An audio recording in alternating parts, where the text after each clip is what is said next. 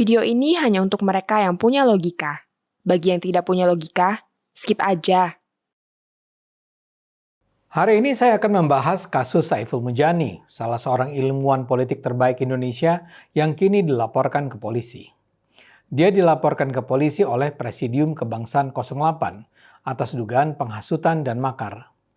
Saiful sudah memenuhi panggilan Polda Metro Jaya pada Kamis 4 Juni untuk memberikan klarifikasi. Saiful dilaporkan karena dalam sebuah acara diskusi, Saiful menyatakan bahwa menjatuhkan presiden adalah bentuk partisipasi politik yang sah dalam demokrasi. Ia juga menganggap Presiden Prabowo saat ini sudah tidak lagi memiliki persyaratan yang dibutuhkan bagi seorang presiden sesungguhnya. Ia menyebut Prabowo sebagai presiden yang tidak presidensial. Saiful menganggap pergantian presiden tidak bisa dilakukan melalui pemakzulan melalui DPR, karena DPR sudah berada di bawah kendali Prabowo. Karena itu, menurut Saiful, opsi terbaik adalah melalui tekanan massa seperti 1966 dan 1968. Massa menekan dan Prabowo mundur seperti dilakukan Soeharto 20 Mei 1998, ujar Saiful. Itulah ringkasan dari pernyataan Saiful. Pertanyaannya, apakah pernyataan itu layak dipidanakan? Saya akan mengatakan tidak. Dan saya menganggap pernyataan Saiful itu bukanlah penghasutan dan makar. Saya membuat video ini bukan untuk membela Saiful Mujani, bukan pula untuk menyerang Prabowo. Video ini dibuat untuk membela prinsip bahwa dalam demokrasi warga negara berhak mengkritik pemimpinnya. Saya ingin mengajak Anda melihat persoalan ini dengan kepala dingin. Dalam demokrasi yang harus kita lindungi bukan hanya hak orang yang kita sukai untuk berbicara. Yang lebih penting justru adalah hak orang yang pendapatnya tidak kita sukai. Demokrasi bukanlah sistem politik yang menjamin semua orang akan selalu setuju. Demokrasi justru dibangun di atas perbedaan pendapat. Dalam hal ini, warga negara berhak menyatakan bahwa Presiden Prabowo adalah seorang presiden gagal yang menjalankan tugasnya. Mereka berhak menyatakan bahwa presiden perlu diganti. Mereka berhak menyerukan pemakzulan. Saya sama sekali tidak menganggap Presiden Prabowo perlu diganti hari ini, tapi saya perlu mendengar mengapa ada yang menganggap presiden harus diganti. Kalau kita hanya memperbolehkan pujian kepada pemerintah, tapi melarang kritik kepada pemerintah, maka yang kita miliki bukan demokrasi. Dalam negara demokrasi, pemimpin itu bukan raja. Pemimpin adalah pejabat publik yang dipilih rakyat. Karena dipilih rakyat, maka rakyat berhak menilai, mengkritik, dan menuntut pertanggungjawaban. Menyatakan bahwa seorang presiden perlu dimakzulkan tidak sama dengan melakukan kudeta, tidak sama dengan menggulingkan pemerintah secara inkonstitusional. Apa yang dikatakan Saiful adalah pendapat politik. Kita boleh setuju, kita boleh tidak setuju. Tetapi pendapat politik tetaplah pendapat politik. Dalam demokrasi Anda berhak tidak setuju dengan Saiful Mujani, tetapi berbeda pendapat tidak otomatis berarti seseorang harus dipenjara. Hukum pidana seharusnya menjadi jalan terakhir, bukan alat untuk memenangkan perdebatan politik. Kalau setiap pendapat yang menyakitkan perasaan pendukung pemerintah dipidanakan, maka ruang demokrasi akan semakin sempit. Karena sepanjang sejarah demokrasi Indonesia, kritik terhadap presiden adalah hal yang sangat biasa. Menurut saya, yang lebih mengkhawatirkan bukanlah pernyataan Saiful. Yang lebih mengkhawatirkan adalah munculnya keinginan untuk menggunakan aparat penegak hukum terhadap pendapat politik. Mengapa berbahaya? Karena begitu negara mulai menghukum orang atas pendapat politiknya, maka akan muncul efek yang disebut sebagai chilling effect. Orang menjadi takut bicara, takut mengkritik, dan takut mengungkapkan pendapat. Bukan karena mereka salah, tapi karena mereka takut dipolisikan. Pada akhirnya ruang publik menjadi sunyi, yang terdengar hanya suara-suara yang memuji pemerintah. Kritik menghilang, perdebatan menghilang, koreksi menghilang. Padahal justru kritiklah yang membantu pemerintah melihat kesalahannya. Sejarah menunjukkan bahwa negara yang melarang kritik seperti Indonesia di era Soeharto biasanya justru lebih rentan melakukan kesalahan besar. Karena tidak ada lagi yang berani mengingatkan. Izinkan saya sekarang mengutip pandangan sejumlah pemikir besar demokrasi yang kira-kira menegaskan bahwa kebebasan mengkritik pemerintah bukan sekedar hak individu, melainkan syarat agar demokrasi dapat bertahan hidup.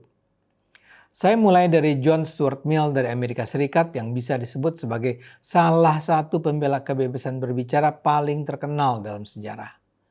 Dalam bukunya On Liberty tahun 1859, Mill mengajukan argumen yang sangat kuat. Menurut Mill, ketika suatu pendapat dibungkam, ada 3 kemungkinan.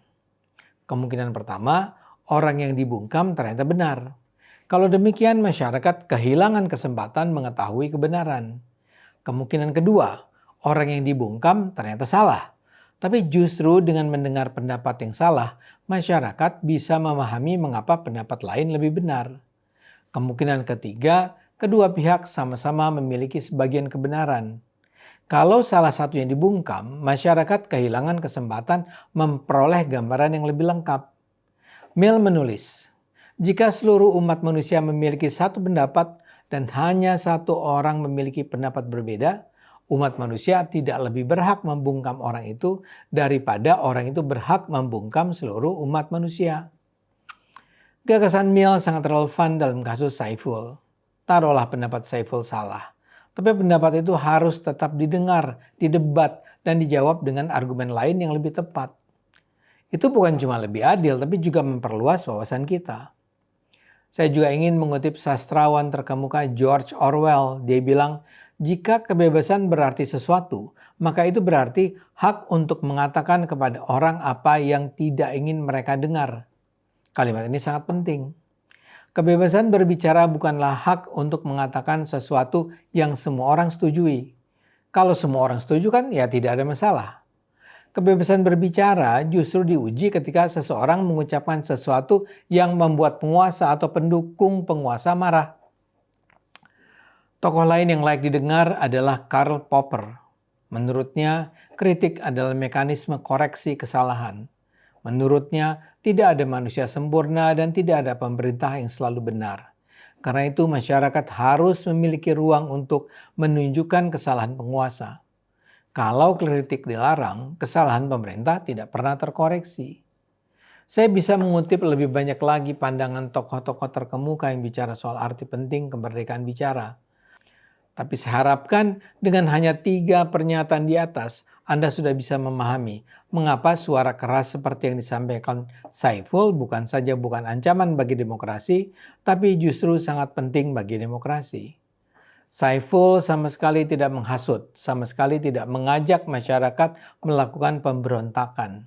Bahkan, kalaulah setelah mendengar pernyataan Saiful, ada ratusan atau bahkan ribuan orang merasa harus turun ke jalan untuk meminta Presiden Prabowo mengundurkan diri, itu tetap adalah langkah konstitusional.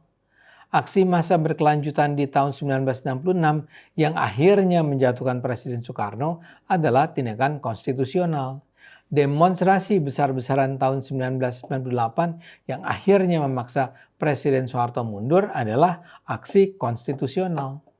Tekanan massa pada 2001 yang akhirnya melahirkan pemakzulan Presiden Abdurrahman Wahid juga adalah tindakan konstitusional.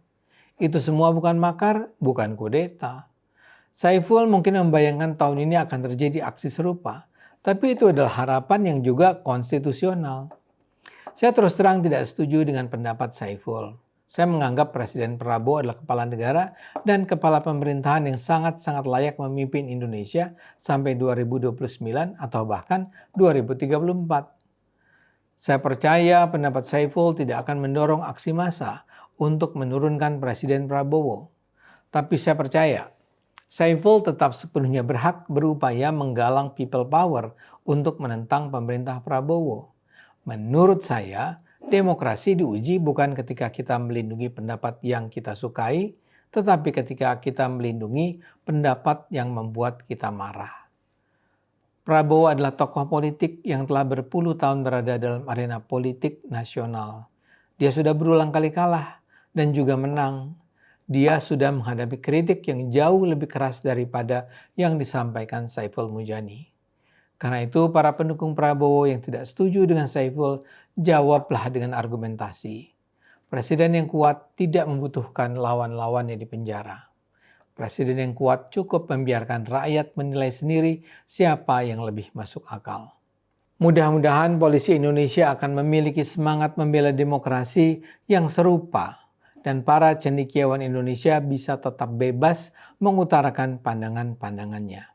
Ayo gunakan akal sehat, karena hanya kalau kita gunakan akal sehat, Indonesia akan selamat.